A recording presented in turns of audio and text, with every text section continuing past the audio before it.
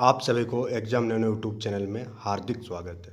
आज के इस वीडियो में हम लोग बात करेंगे कि अंतिम 25 दिन में आप ईएमआरएस की तैयारी किस प्रकार से करें कि आपका टायर 1 जो है श्योर शॉट आपका निकल जाए। फिर आप बाद में सोचेंगे टायर 2 के लिए क्या करना है। तो अभी जो घड़ी है अंतिम घड़ी है और ये टाइम है आपको टायर 1 को देने का। अभी आप टायर 2 के बारे में बिल्कुल भी ना सोचें। तो पहले हम लोग देख लेंगे कि एग्ज़ाम डेट कब कब है और फिर हम लोग पूरा का पूरा अंतिम 25 दिन की रणनीति के बारे में बात करेंगे। तो चलिए हम लोग शुरुआत करते हैं आज के इस सेशन का। चैनल में नए हैं तो चैनल को सब्सक्राइब कीजिएगा। तो आज ही की डेट में जो है आपका सभी पोस्ट का जो है आपका एग्ज़ाम डेट रिलीज कर दिया गया। तो यहाँ से आप देख पा रहे होंगे कि आपके पोस्ट के अकॉर्डिंग कब कब एग्ज़ाम है।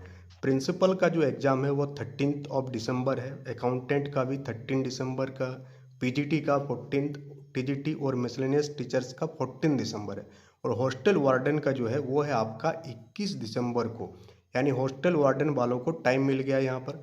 फीमेल स्टाफ नर्स का भी 21 को, जेएसए का भी 21 को और लैब अटेंडेंट इसका भी 21 को एग्ज़ाम है। यहाँ देखने वाली बात एक है कि ये जो आप देखेंगे तो हॉस्टल वार्डन और स्टाफ नर्स इसका एग्ज़ाम टाइम एक ही टाइम पर है, 9 बजे से 11 बजे तक। बट जेएसए और लैब अटेंडेंट ये दोनों का एग्ज़ाम सेकेंड शिफ्ट में सेम डेट को है। तो ये दो एग्ज़ाम एक साथ लिया जाएगा इसका मतलब, और ये जेएसए और लैब अटेंडेंट का एक साथ लिया जाएगा। यानी लगभग लगभग मोटा मोटी आपके पास अभी भी 20-22 दिन का समय है। अब इस समय को आप कैसे अच्छा से यूज करेंगे उसी के बारे में अब नेक्स्ट पार्ट में हम लोग डिटेल्स में बात करेंगे। अब हम लोग बात करेंगे कि आखिरी के दिन में आप किस प्रकार से तैयारी करेंगे कि आपका टायर 1 रिलीज हो, मतलब आसानी से निकल जाए। तो 21 दिसंबर का टाइम फ्रेम को लेकर के हम लोग बात करेंगे और उसी टाइप से आप अपना तैयारी को आगे पीछे कर सकते हैं। तो सबसे पहला इम्पोर्टेंट जो चीज़ है वो है कि पैटर्न को समझे। बहुत कोई पैटर्न को जाने बिना तैयारी कर रहे हैं। क्या कर रहे हैं, एसएससी का सिलेबस उठा रहे हैं और एसएससी का पीवाईक्यू लगा रहे हैं। बट ईएमआरएस का एग्ज़ाम जो है वो सीबीएसई कंडक्ट करा रही है।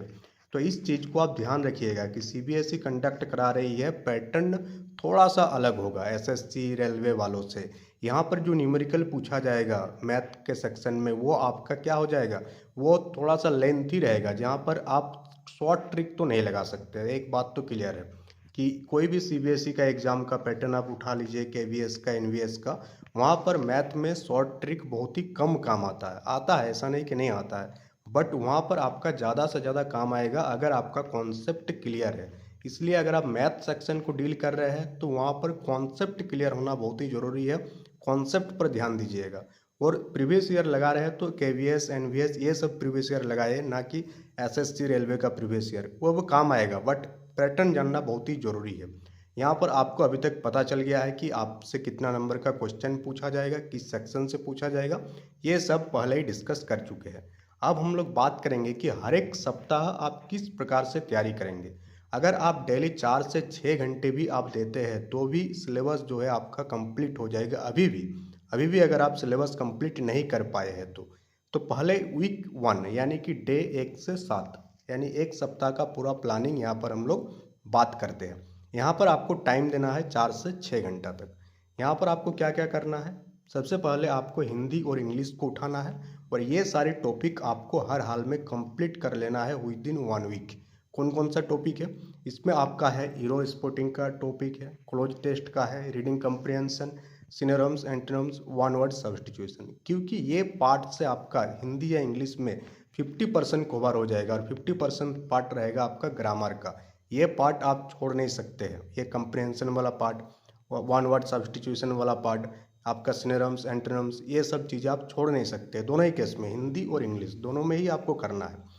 तो यहाँ पर ये टॉपिक कंप्लीट करना है आपको हिंदी और इंग्लिश का। रीजनिंग का आप सीरीज और एनालॉजी ये 2 टॉपिक कंप्लीट कर लीजिए। उसके बाद syllogism, coding, decoding, direction and blood relation, ये सारे टॉपिक को पहला वीक आपको कंप्लीट करना है। फिर क्वांट के सेक्शन में अगर हम लोग देखेंगे तो एक सप्ताह के अंदर आपको करना क्या है, percentage, profit loss ratio, average, SI, NCI and TI, ये सारे काम आपको कंप्लीट करना है। और अब कैसे करेंगे, आप पीवाईक्यू से करेंगे। अब आप जाएंगे उठाने किसी एग्जाम का सिलेबस या किसी कोर्स को तो बहुत ही लंबा टाइम लग जाएगा। आपको PYQ लगाना है, ज़्यादा से ज़्यादा क्वेश्चन आपको सॉल्व करना है, तब जाके आप सिलेबस को कंप्लीट कर पाइएगा। जीके जीएस सेक्शन को आप क्या करें कि जो स्टैटिक जीके है, जो नॉर्मल स्टैटिक जीके है, उसको पढ़िए और करंट अफेयर्स पर ध्यान दीजिए। बाकी छोड़ दीजिए, इतिहास में क्या है, पॉलिटी में क्या है, वो बहुत लंबा है, उसको करने जाइएगा तो आपका 6 महीने ऐसे ही पार हो जाएगा। होना रहेगा तो करंट अफेयर सेक्शन से 2-3 क्वेश्चन आपका बन जाएगा, लास्ट 6 महीना का आपका देख लेना है। कंप्यूटर सेक्शन को आपको छोड़ना नहीं है। पहला वीक आपको कंप्लीट करना है MS office, internet, memory, input output device और शॉर्टकट कीज। कंप्यूटर के लिए आप क्या कर सकते हैं, कंप्यूटर के लिए एग्जाम नैनो की ओर से जो आपका कोर्स तैयार किया गया, जो कि काफ़ी कम प्राइस में सिर्फ और सिर्फ 30 रुपीज़ में आपको प्रोवाइड कराया जा रहा है, सिर्फ और सिर्फ कंप्यूटर का ICT EMRS का, उसको आप एक्सेस कर सकते हैं, या कोई और सोर्स का जो अभी तक आप पढ़ते आ रहे हैं उसको यूज कर सकते हैं। वीक 2 में जो है आपका क्या करना है कि जितने भी आप चैप्टर्स पढ़े हैं उसका शॉर्ट नोट्स बनाइए और डेली एक मॉक टेस्ट लगाइए। क्या कीजिए, आप छोटे छोटे नोट्स बनाइए, साथ ही मॉक टेस्ट डेली आपको एक मॉक टेस्ट देना ही देना है। एक सप्ताह जो बताइए वो सब आपको करना है, उसके बाद आपको डेली एक मॉक टेस्ट लगाना है। ठीक है, ये 2 काम आपको करना है, शॉर्ट नोट्स और मॉक टेस्ट लगाना है। जो वीक 3 है, जिसमें आपका 15वां से लेकर के 21वां दिन है, इसमें 7 दिन में 7 फुल मॉक टेस्ट आप लगाइएगा और हर एक चीज़ को आप नोट में लिखिए कि कहाँ पर गलती हो रहा, मैथ में गलती हो रहा, रीजनिंग में गलती हो रहा, कंप्यूटर का क्वेश्चन में गलती हो रहा, सबका एक अलग से नोट्स बनाते जाइए और टाइम मैनेज करते हुए प्रैक्टिस कीजिए। कोशिश कीजिए कि मैथ के लिए आप टाइम बचा सके, मैथ और रीजनिंग के लिए। बाकी सेक्शन को 1 घंटा में निपटा दे तो बहुत ही बेहतर रहेगा।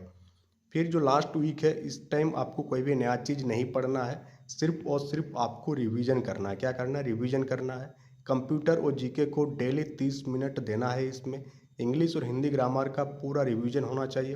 अगर आप टीचिंग एप्टीट्यूड वाला सेक्शन से बिलोंग करते हैं तो पेडागोगी पर ध्यान दीजिएगा और साथ ही साथ यहाँ पर आपका 8 घंटा डेली आपको नींद लेना है लास्ट वीक में, क्योंकि जितना बेहतर आप नींद लेंगे उतना बढ़िया से आप जब पढ़ाई करेंगे तब फोकस कर पाएंगे।